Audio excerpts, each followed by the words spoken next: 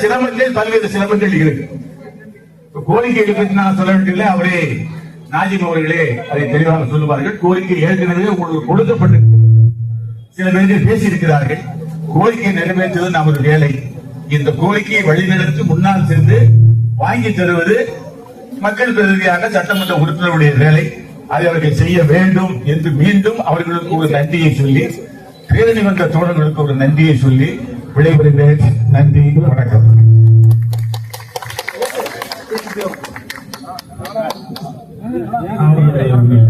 மனிதநேய தொழிற்சங்கத்தில் பேசணும்.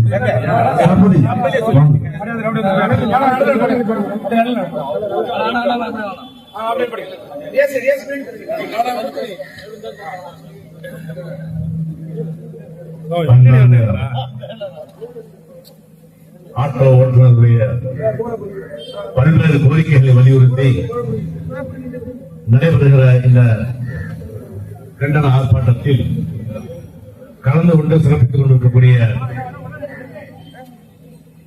அனைத்து கட்சியினுடைய, குறிப்பாக இந்தியா கூட்டணியுடைய தொழிலாளர் அமைப்பினுடைய பல்வேறு தலைவர்களுக்கும் நிர்வாகிகளுக்கும் இந்த நிகழ்ச்சியை ஏற்பாடு செய்து முறையாக வழிநடத்திருக்கக்கூடிய என் அருமைக்குரிய சகோதரர், அரசியலிலே இருந்து எந்த லாபத்தையும் எதிர்பார்க்காமல் ஆண்டாண்டு காலமாய் தொழிலாளர்களுக்கு நலன் கருதி அவருடைய வாழ்க்கையிலே வெளிச்சம் ஏற்பட வேண்டும் என்பதற்காக உரிமை குரல் கொடுத்துக் கொண்டிருக்கக்கூடிய என் அருமை சகோதரர் நிலவழகன் அவர்களே, இங்க இருக்கக்கூடிய பல்வேறு அமைப்பை சார்ந்தவர்களே, அனைத்து ஆட்டோ ஓட்டுநர் சொல்லக்கூடிய அருமை சகோதரர்களே, சூரியன் வந்தால்தான் காலையிலே வெளிச்சம் வரும். ஆனால் இங்கே நிலவு வந்தாலே உங்கள் வாழ்க்கையில வெளிச்சம் வரும் என்பதுதான் உண்மை. காரணம், கூடவே ஒரு சூரியா இருக்கின்ற காரணத்தால். எனவே நல்ல போராட்டம். காவல்துறையினுடைய அந்த குறிப்புகளை பார்க்கிற போது ஒரு வெற்றிகரமான போராட்டமாக சொல்லப்படுகிறது. உங்களுடைய போராட்டங்கள் அனைத்தும் புதுச்சேரியில் இருக்கக்கூடிய அமைச்சர் பெருமக்கள், முதலமைச்சர் மற்றும் துறையுடைய செயலாளர், போக்குவரத்து துறை ஆணையர் என்று எல்லோருக்கும் உங்களுடைய இந்த துண்டறிக்கையை நாங்கள் அனுப்பி, நேற்று தினம் போக்குவரத்துறை ஆணையர் கூட இடத்திலே பேசினார்.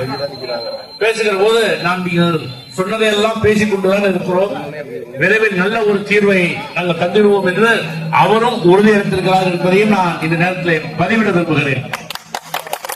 போராட்டம் தொடங்குவதற்கு முன்பு நல்ல செய்தி வருகிறது என்றால் போராடிவிட்டோம், நிச்சயமாக வெற்றி கிடைக்கும் என்ற நம்பிக்கை எனக்கு இருக்கிறது. இன்னும் சொல்ல போனால், இந்த ஆட்டோ ஓட்டுநர்களை பொறுத்தவரையிலே நான் ஏதோ உங்களுக்கு இப்பொழுது குரல் கொடுக்க வரவில்லை. நான் 1990ஆம் ஆண்டு எப்பொழுது சட்டமன்றத்திற்கு செல்லக்கூடிய வாய்ப்பை நீங்கள் தந்தீர்களோ அதிலிருந்து நான் தொடர்ந்து ஆட்டோ ஓட்டுநர்கள் தான் தோளோடு தோல் நின்று கொண்டிருக்கிறேன் என்பதை இங்கே உள்ளவர்களும் நான் சிக்னலில் இருக்கிற போது கூட ஓடி வந்து எங்கள் கை கொடுக்கக்கூடிய காட்சிகள்லாம் பார்க்கிற போது இன்னும் உணர்வோடு செயல்பட வேண்டும் என்ற உந்துதல் எங்களுக்கு ஏற்படுகிறது. அதனாலதான் இங்கே என்னுடைய நண்பர்கள் எல்லோரும் ஒருங்கிணைந்து, ஆஜாவாக இருந்தாலும் சரி, நடராஜாக இருந்தாலும் சரி, அல்லது இளங்கோவாக இருந்தாலும் சரி, ஒவ்வொரு பல்வேறு அமைப்பில் இருக்கக்கூடிய தலைவர்களாக இருந்தாலும் சரி, யார் பேரை விட்டு இருந்தால் பார்ப்பார் நம்மை சொல்லவில்லை நானா என்று கோபித்துக் கொள்ளாதீர்கள். நேரம் அதிகமாக கொண்டிருக்கிறது. எனவே என்னை பொறுத்தவரையிலே எல்லோரும் ஒன்றுதான். அந்த வகையிலே அன்றைக்கு எல்லோரையும் முக்கிய நிர்வாகிகளும் அழைத்து சென்று முதலமைச்சருடைய அலுவலகத்திலே பேசினோம். முதலமைச்சர் பேசுகிற போது நீங்கள் தயவு செய்து போக்குவரத்து துறை ஆணையரையும் இங்கே வர சொல்லுங்கள், எங்களால் காரைக்காலுக்கு அதிகமாக அலைய முடியாது என்று சொன்னவுடன் முதலமைச்சர் அவர்களும் அவரை வரவைத்து கிட்டத்தட்ட அரை மணி நேரம் இந்த விவாதங்கள் அங்கே பேசப்பட்டன. நம்முடைய குறைபாடுகள் அனைத்தும் அவரிடத்தில் எடுத்து வைக்கப்பட்டன. ஏறத்தாழ அனைத்துக்கும் அவர் ஏற்றுக்கொண்டுதான் வெளியே சென்றார். இருந்தாலும் அவருடைய தொடர்ச்சியாக அவர்களோடு சென்ற ஆட்டோ ஓட்டுநர், எங்களோடு ஆட்டோ ஓட்டுநர்கள் எல்லாம் நேராக சென்று நீங்கள் போய் ஆணையரை நேரில் சந்தித்து இன்னும் விளக்கமாக பேசுங்கள் என்று சொன்னோம். அவர்களும் நேரிலே சென்று விளக்கமாக பேசிய பிறகு ஆணையர் அவர்களிடத்திலே தொலைபேசியை தொடர்பு கொண்டு பேசினார். நியாயமான கோரிக்கைகள் தான் சார் இது. குறிப்பாக இப்போது ஆட்டோ ஓட்டுநருடைய வாழ்வாதாரம் என்பது எல்லோரும் பேசிவிட்டார்கள். நாளுக்கு நாள் அது சீர்குலைந்து வருவதை நாம் பார்த்துக் கொண்டிருக்கிறோம். விஞ்ஞான வளர்ச்சி, பல பொருளுடைய கண்டுபிடிப்பு என்று பார்க்கிற போது போட்டி அதிகமாக வந்து கொண்டிருக்கிறது. நமக்கு இருக்கிற ஒரு பிரச்சனை என்னவென்று சொன்னால், எண்ணிலடங்காத அளவுக்கு ஆட்டோக்கள் இங்கே வழங்கப்படுகின்றன. ஒரு ஆட்டோக்காரர் ஓட்டுகிற அந்த ஆட்டோ அதன் மூலமாக கிடைக்கிற வருவாய் என்பது 10 பேருக்கு போனால் முக்கிய வயது எப்படி மேலே வரும் என்பதுதான் எங்களுடைய கேள்வி. எனவே அவர்கள் எல்லாம் கொஞ்சம் கணக்கிட்டு பார்த்து காரைக்குடி மக்களுடைய விகிதாச்சாரத்தை பார்த்து நாம் குறைக்க வேண்டும். இன்னும் சொல்ல போனா ஒரு வகையிலே அது பொல்யூஷன் என்று சொல்லக்கூடிய அதையும் குறைப்பதற்கு உதவும்.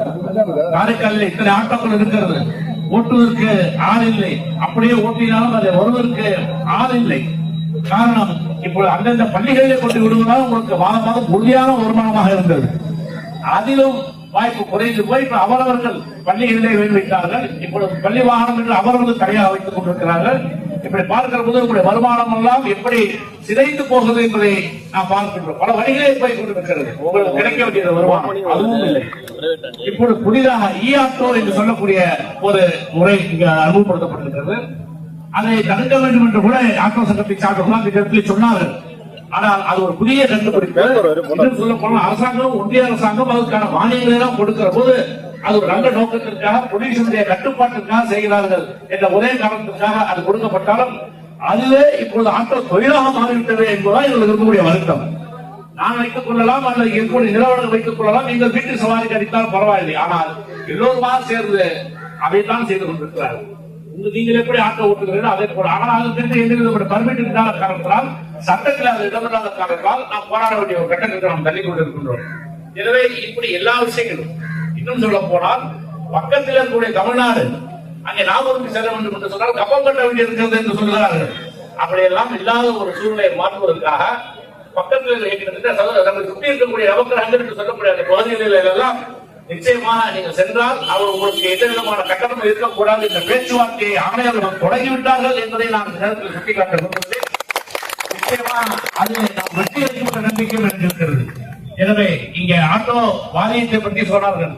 ஆட்டோ வாரியத்தை பற்றி பேசி எங்களுக்கு ஒரு 5 முறை 6 முறை சட்டமன்ற உறுப்பினர் இருக்கிற போதெல்லாம் பேசியிருக்கிறோம்.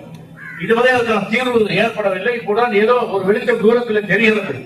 இருந்தாலும் அவர் சொன்னதை கூட, நிலவு சொன்னதை கூட போதிய தொகை இல்லை என்பது உண்மைதான்.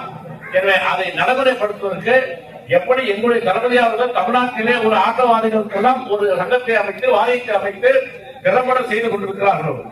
மற்ற ஊழியர்களுக்கு கிடைக்கக்கூடிய சலுகைகளை எப்படி பண்டிகை காலங்களில் கிடைக்கிறதோ அதே போல நிலையை என்ற புதுச்சேரி மாநிலத்தில் கொண்டு வருகின்ற வரையில் ஓய மாட்டோம் என்ற உறுதியை நாங்கள் போராட்டத்தில் வெற்றி பெறவும் என்று வாழ்த்துவதோடு மட்டுமல்லாமல் தொடர்ந்து உங்களோடு இருப்பேன் அந்த உறுதிமொழி என்று வார்த்தை நிறைவு செய்கிறேன். நன்றி, வணக்கம்.